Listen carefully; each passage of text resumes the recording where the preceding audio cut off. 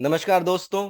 एक बहुत ही बढ़िया खबर आई है उन स्टूडेंट्स के लिए जो लेबर वेलफेयर या फिर एचआर सब्जेक्ट से अपना वास्ता रखते हैं और जो अपना करियर गवर्नमेंट सर्विसेज में बनाना चाहते हैं। हुआ क्या है, रेलवे रिक्रूटमेंट बोर्ड ने हम सबको ये बताया है कि ले स्टाफ एंड वेलफेयर इंस्पेक्टर का एग्जाम 2024 के अंत में होने वाला है। ठीक है। अब दिक्कत क्या है कि ये जो हम बोल देते हैं कि बताया है बताया है बताया है, आखिर इसका मतलब क्या है? ठीक है। आखिर एग्जाम होगा कब, इस बात को ऑथेंटिकेट किया कैसे जा सकता है? देखिए, कई सारे ऐसे एग्जाम्स आप सबको देखने को मिलेंगे, आप सब तैयारी कर ही रहे होंगे, जैसे एपीएफसी हो गया, ईओए हो गया, या फिर कोई और एग्जाम हो गया। सब लोग कह देते हैं आने वाला है आने वाला है आने वाला है, पर आखिर कब आएगा? आखिर वो किस दिन है जब वो एग्जाम आएगा और मैं उसी दिन के हिसाब से अपना कॉपी पेन लेके बैठ जाऊं और अपनी पढ़ाई चालू कर दूं? ठीक है। अब मुझे एग्जाम डेट ही नहीं पता, तो मैं पढ़ के अभी क्या करूंगा? ठीक है। तो आज के वीडियो में हम ये समझेंगे कि आखिर एग्जाम डेट कैसे हम बता रहे हैं कि ये आ रहा है या फिर कहीं और से पता कर रहे हैं, एज वेल एज आखिर वो क्या तरीका होता है जिससे हम इन चीजों को ऑथेंटिकेट कर सकें और सारी र्यूमर से ऊपर उठ सकें। ठीक है। तो एक बहुत ही विशेष प्रकार का यंत्र हम आज यूज करेंगे। आई एम श्योर आप सब भी इस यंत्र के कांटेक्ट में आए होंगे। मैं सबसे पहले अपनी स्क्रीन शेयर कर देता हूं। राइट, तो मेरी स्क्रीन अब शेयर हो गई होगी और मैं अब जाऊंगा उस विशेष प्रकार के यंत्र पे जिसका नाम है गूगल। और हम सिंपल सिंपल गूगल करेंगे और डालेंगे staff and welfare inspector syllabus. Syllabus डालेंगे, हमें ह्यूमन पेरिटस की वेबसाइट दिख जाएगी। ह्यूमन पेरिटस की वेबसाइट पे जब हमें जाना है, यहां पे आपको डिटेल सिलेबस का ज्ञान मिलेगा, जिस ज्ञान से अभी हमें कोई मतलब नहीं है। अभी हमें केवल मतलब है कि भाई कैसे हम ऑथेंटिकेट करें कि हाँ भाई एग्जाम होने वाला है। ठीक है। तो इसी में स्टार्टिंग में आपको देखने को मिलेगा कि एक नीले कलर में मिनिस्ट्री वेबसाइट लिखा हुआ है। ठीक है। और उसके पहले notification can be downloaded from this, तो मैं इसी पे चला जाता हूं और फिर ऑथेंटिकेट आरआरबी की जो वेबसाइट है, जो कि सिकंदराबाद लिखा हुआ है यहाँ पे, इस पे मैं आ गया हूं। अब मेरे सामने एक छोटा सा एनुअल कैलेंडर आ गया आरआरबी रिक्रूटमेंट का।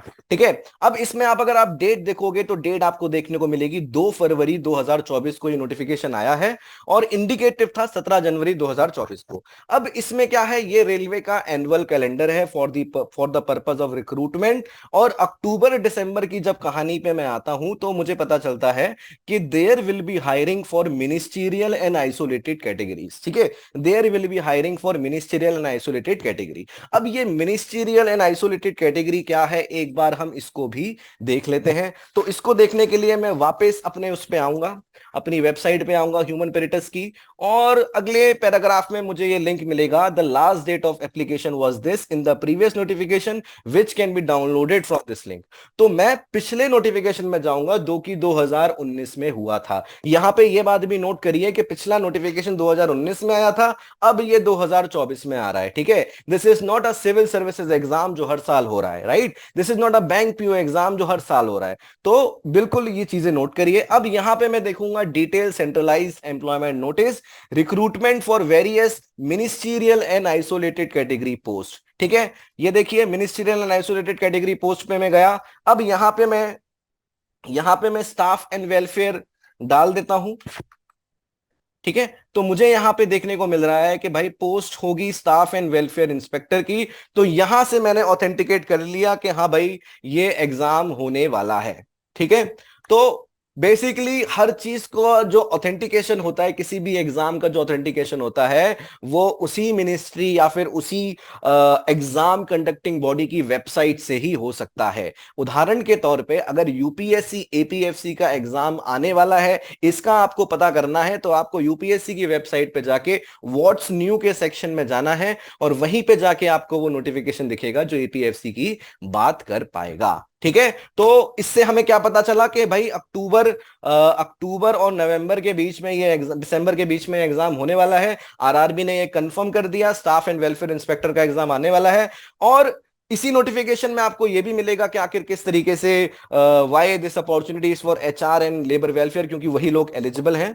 तो अब आपको अपनी पढ़ाई चालू कर देनी है। बेसिकली ह्यूमन पेरिटस कौन है? Human peritus HR and labour laws के जो सब्जेक्ट्स हैं उसकी तैयारी कई वर्षों से करा रहा है। रिसेंटली अभी एएलसी का जो एग्जाम हुआ है, उसमें से हर दूसरा कैंडिडेट जो सिलेक्ट हुआ है टोटल 29 पोस्ट में से, वो ह्यूमन पेरिटस के साथ एसोसिएटेड था, ह्यूमन पेरिटस का स्टूडेंट था। ठीक है। और स्टाफ एंड वेलफेयर इंस्पेक्टर में हमारी तैयारी कराने का तरीका क्या है, उसके लिए मैं आप वेबसाइट पे जाइए। जब आप वेबसाइट पे जाएंगे तो आपको इसमें पूरा कोर्स दिखेगा कि आखिर किस तरीके से हम ये तैयारी करा रहे हैं। ठीक है। तो अब आपको अगर ये कंफर्म हो गया है इस वीडियो के बाद कि आखिर इसकी तैयारी कैसे करनी है, और अगर आप गवर्नमेंट सर्विसेज में जाना चाहते हैं, इंडियन रेलवेज के साथ काम करना चाहते हैं, तो फिर अपनी पढ़ाई चालू कर दीजिए। इसका सिलेबस भी जो है उसकी भी बात हमने एक वीडियो में कर रखी है, आप उस वीडियो को भी देख लीजिए। तो all the best and do well in your exam.